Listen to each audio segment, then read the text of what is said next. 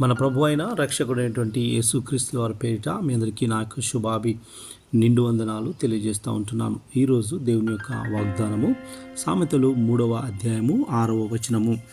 నీ ప్రవర్తన అంతటి యందు ఆయన అధికారమునకు ఒప్పుకొనుము, అప్పుడు ఆయన నీ త్రోవలను సరళము చేయును. నా ప్రియ సహోదరి సహోదరుడా, ఎప్పుడైతే ప్రభువుకి నీ ప్రవర్తన అంతటిపైన మరి దేవునికి నువ్వు అధికారం ఎప్పుడైతే ఇస్తుంటున్నావో నీ మార్గము సరళముగా ఉంటుంది అని ప్రభు యొక్క వాక్యము సెలవిస్తూ ఉంటుంది.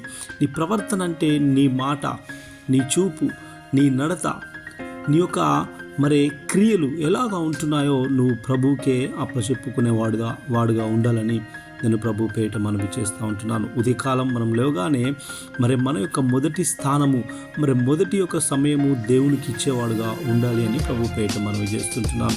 మనము మరి ప్రార్థన ఉదయకాలము దేవునితో ఆరంభించాలి.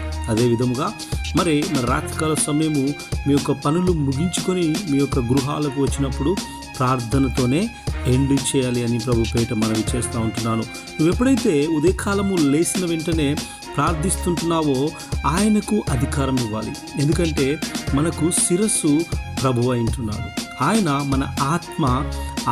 ఆత్మ ఏకమై ఉంటున్నది. క్రీస్తు మనలో ఉన్నాడు. కాబట్టి మనమేమి చేయలేము నా ప్రియ సహోదరి సహోదరుడా. కానీ ప్రభువు మనలో ఉండి ప్రతి కార్యము చేయగల సమర్థుడు. ఆయనకు అసాధ్యమైనది ఏది ఉండదు అని ప్రభు పేట మనవి చేస్తూ ఉంటున్నాం. అలాగా నువ్వు అధికారము మరి ప్రభువుకి ఇచ్చి ఒప్పుకున్నట్టయితే, నీ నోటితో ఆయనకు మీరు సమర్పించుకున్నట్టయితే ప్రభువే మన మార్గములు అంతటిలో మనల్ని క్షేమముగా ఉంచుతాడని ప్రభు పేట మనవి చేస్తూ ఉంటున్నాడు. దేవునికి మహిమ ఘనత ప్రభావములు కలుగునుగాక. ఆమె